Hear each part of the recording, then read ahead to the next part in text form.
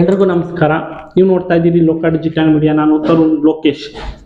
ಯಾವುದೇ news channel ತೆಗಿರಿ, ಯಾವುದೇ ಸೋಷಿಯಲ್ ಮೀಡಿಯಾ ಪ್ಲಾಟ್ಫಾರ್ಮ್ ತೆಗಿರಿ, ದರ್ಶನ್ ಅವ್ರಿಗೆ ಸಂಬಂಧಪಟ್ಟಂಗೆ ಸುದ್ದಿಗಳು ಬರ್ತಾ ಇದೆ. ನೀವು ಗಮನಿಸಿದ್ದೀರಿ, ನಾವು ಗಮನಿಸಿದ್ದೀವಿ. ಏನಕ್ಕೆ ವಿಚಾರ ನಿಮಗೇನು ನಾನು ಹೇಳುವಂಥ ನೆಸೆಸಿಟಿ ಇಲ್ಲ. ಆದರೆ ಕೆಲವೊಂದಿಷ್ಟು ಅಭಿಮಾನಿಗಳ ನಡುವೆ ನನಗೊಂಚೂರು ಬೇಜಾರಾಯಿತು. ಯಾಕೆ ಹಿಂಗೆ ನಡ್ಕೊಳ್ತಾ ಇದ್ದಾರೆ, ಯಾಕೆ ಹಿಂಗೆ ಮಾಡ್ತಾ ಇದ್ದಾರೆ? ದಯವಿಟ್ಟು ಒಂದು ಎರಡೇ ನಿಮಿಷ ವಿಡಿಯೋ ಮಾಡ್ಕೊಂಡು ವಿಡಿಯೋನ ನೋಡಿ, ಪೂರ್ತಿ ನೋಡಿ, ಎಲ್ಲೂ ಸ್ಕಿಪ್ ಮಾಡಕ್ಕೆ ಹೋಗ್ಬಿಡಿ. ನಮಗೂ ನಿಮಗೂ ಗೊತ್ತಿರೋ ಹಾಗೆ ರೇಣುಕಾ ಎಂಬ ಒಂದು ವ್ಯಕ್ತಿ ಕೊಲೆ ಆಗುತ್ತೆ.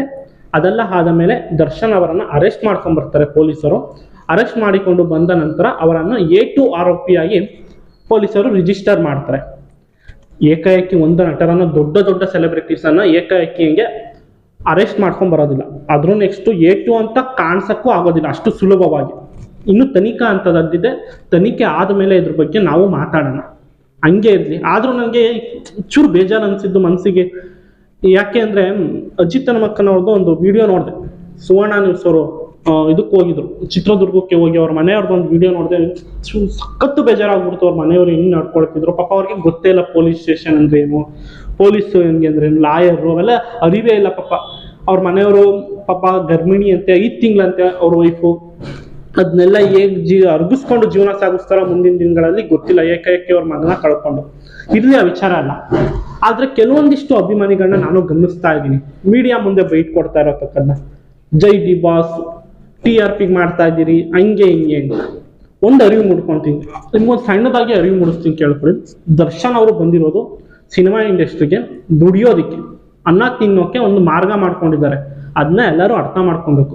ಈಗ ನಾನು ಹಿಂಗೆ ಪತ್ರಕರ್ತನಾಗಬೇಕು ಅಂತ ಡಿಗ್ರಿ ಮಾಡ್ತಾ ಇದ್ದೀನೋ, ದರ್ಶನ್ ಅವರು ಹಿಂಗೆ ನಾನು ಒಂದು ಕಲಾವಿದ ಆಗಬೇಕು ಅಂತ ಅವರು ಅಷ್ಟೇ ಸಿನಿಮಾ ಇಂಡಸ್ಟ್ರಿಯಲ್ಲಿ ಕಷ್ಟಪಟ್ಟಿದ್ದಾರೆ, ಕಲಾವಿದರಾಗಿದ್ದಾರೆ. ಅವ್ರು ಅನ್ನ ತಿನ್ನಕ್ಕೆ ಅಂತ ಒಂದು ಮಾರ್ಗ ಮಾಡ್ಕೊಂಡಿದ್ದಾರೆ, ಆಯ್ತಾ? ಅದನ್ನ ಅರ್ಥ ಮಾಡ್ಕೊಂಡು, ಪ್ರಾಕ್ಟಿಕಲ್ ಆಗಿ ಅರ್ಥ ಮಾಡ್ಕೊಂಡು ನಡ್ಕೊಳ್ಳಿ. ಎಲ್ಲರೂ ಕಾನೂನು ವ್ಯವಸ್ಥೆಯಲ್ಲಿ ಎಲ್ಲರಿಗೂ ಒಂದೇ, ಯಾರು ಮೇಲಲ್ಲ, ಯಾರು ಕೆಳಗಡೆ ಇಲ್ಲ.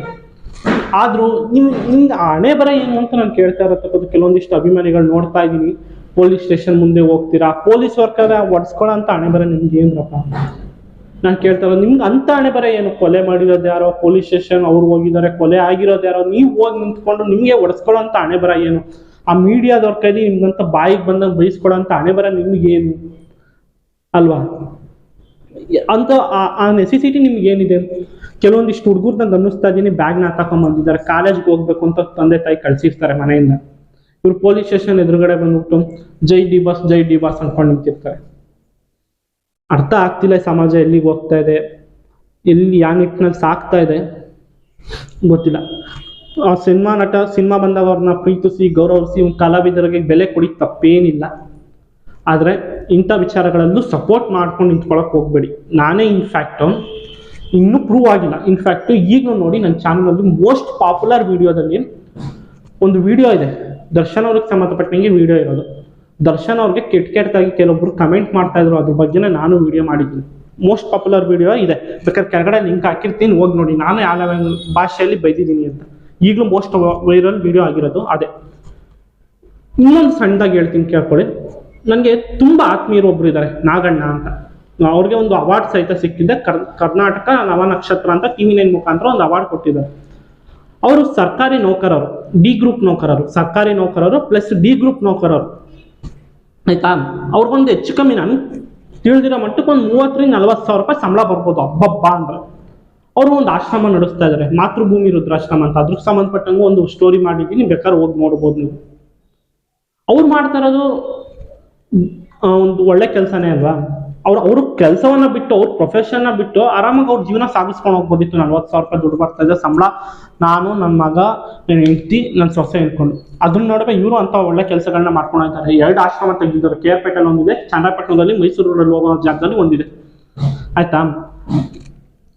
ಕೆಲವೊಂದು ವಿಚಾರಗಳು ಬೆಳಕಿಗೆ ಬರುತ್ತೆ, ಕೆಲವೊಂದಿಷ್ಟು ವಿಚಾರಗಳು ಬೆಳಕಿಗೆ ಬರಲ್ಲ, ಅಷ್ಟೇ. ಒಳ್ಳೆ ಕೆಲಸ ಮಾಡುವುದು. ನಾನು ಹೇಳ್ತಾ ಇರೋದು ಇಷ್ಟೇ ಅಭಿಮಾನಿಗಳಿಗೆ.